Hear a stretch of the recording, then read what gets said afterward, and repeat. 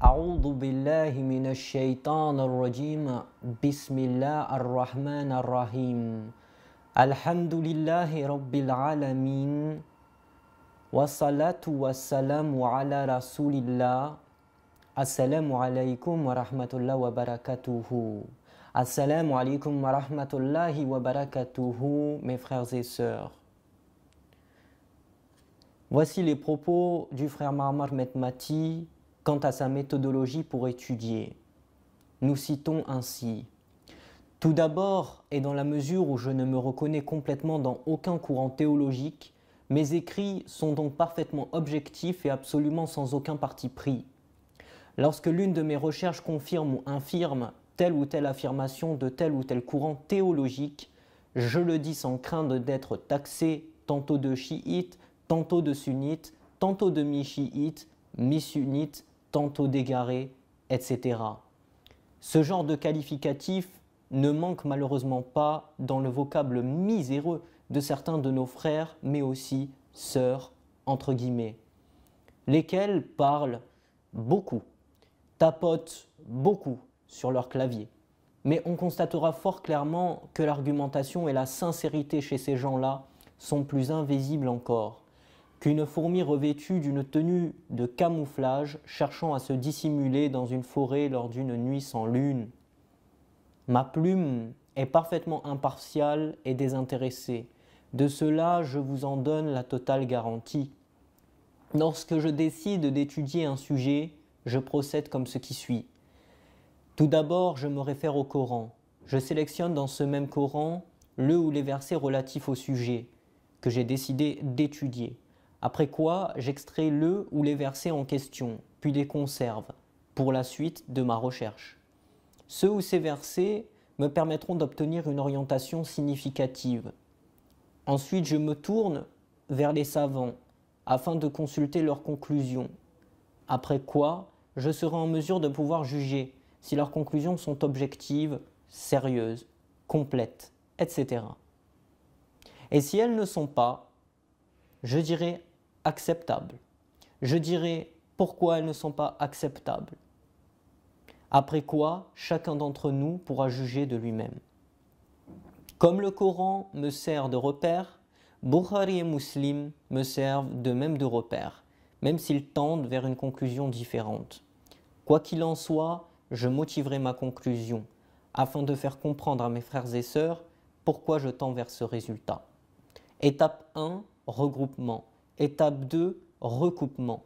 Étape 3, analyse. Étape 4, conclusion. Fin de citation. Ainsi, mes frères et sœurs, écoutons le frère en vidéo afin qu'il vous éclaircisse sa méthodologie.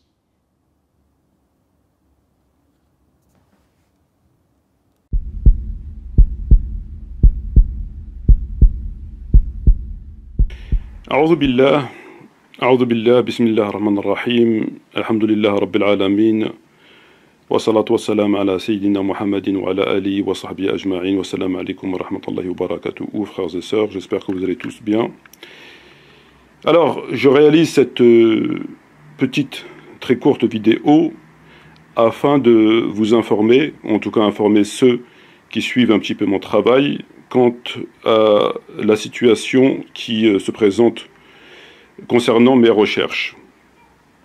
Alors, où j'en suis? J'en suis que vous avez devant vous un certain nombre d'ouvrages. La quasi-intégralité, à part quelques titres, sont tous des ouvrages de hadith. Ce sont que des ouvrages, à part quelques titres, de hadith. Vous pouvez constater que vous avez différentes couleurs, c'est-à-dire les post-it que vous voyez ici. Dans chaque ouvrage, il y a des post-it. Alors, le rôle des post-it c'est lorsque je lis le livre en question, je mets un post-it afin de pouvoir me retrouver plus rapidement. Parce que mon étude se résume à ce qui suit. Il s'agit de procéder d'abord à une lecture, à un recoupement, puis à une analyse et enfin à une conclusion, qui sera la mienne. Et lorsque je lis ces ouvrages et que je prends connaissance d'un hadith qui a un intérêt pour différentes raisons, je mets un post-it. Afin que lorsque je reprends les ouvrages, je vais directement au post-it et j'analyse le hadith à la lumière bien évidemment du Coran et des autres hadiths sur le même sujet, afin de pouvoir en tirer une conclusion. Voilà, donc tous les ouvrages ici sont donc nécessaires afin de pouvoir étudier correctement sa religion. En tout cas, la question du hadith.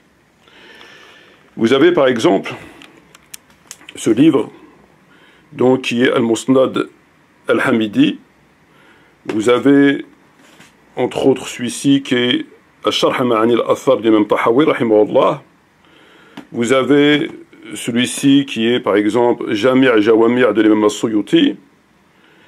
Vous avez par exemple cet ouvrage donc l'imam Al-Bukhari rahimahullah avec les post-it. Parfois il y a des post-it non pas sur le côté mais en bas. Ici vous voyez des post-it en bas. Quand c'est en bas, c'est pour bien préciser qu'il y a un hadith qui est très important. Donc je mets non seulement sur le côté, mais je mets en bas. Vous avez ici, par exemple, Al-Tarikh As-Saghir d'Imam Al-Bukhari. Vous avez ici, par exemple, Kanz Al-Ummal. Vous avez ici Al-Musnad de l'Imam Al-Tahawi, rahimahullah. Vous avez ici, c'est pas du hadith ici, c'est du fiqh. Donc fiqh al-salaf, mu'ajim al-fiqh al-salaf, etc., etc. Et bien sûr, lorsque je lis les ouvrages, à chaque fois, lorsque j'ai terminé le livre en question, je mets la date. Par exemple ici, il a été fini de lecture le 1/06/2017 à 13h34. Mais il a été lu 2 fois. La deuxième fois, c'était le 21/2/2017. Voilà, il a été lu 2 fois. Vous voyez ? Celui-là, par exemple, il a été lu. Alors celui-là, j'ai omis de mettre la date. Celui-là, par exemple, il a été lu le 22/11/2018 à 9h21. C'est l'heure et le jour à laquelle je l'ai terminé. Vous avez le Hamidi, par exemple, qui a été lu le...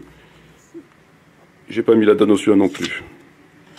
Parce qu'il date de plusieurs années. Quand il date de plusieurs années, à l'époque, je ne mettais pas les dates. Et j'ai commencé à les mettre très récemment. Ici, vous avez, par exemple, le 20/11/2018 à minuit 34. Systématiquement, normalement, je mets le jour et la date. Voilà. Donc, tous ces ouvrages ont été lus. Et à présent, donc, ils vont être analysés afin de procéder, comme je vous l'ai dit, à des recoupements et de tirer les conclusions qui semblent s'imposer. Voilà. Donc, à présent, on peut commencer à entrer un petit peu dans le vif du sujet. Et lorsqu'on abordera un sujet quelconque, on saura de quoi on parle, en tout cas un peu plus que ce qui a été fait précédemment. Parce qu'on aura l'essentiel de l'information concernant le sujet en termes de hadith. Voilà. Sur ce, je vous dis à bientôt. Shukran jazilan wa salam alaikum wa rahmatullahi wa barakatuh.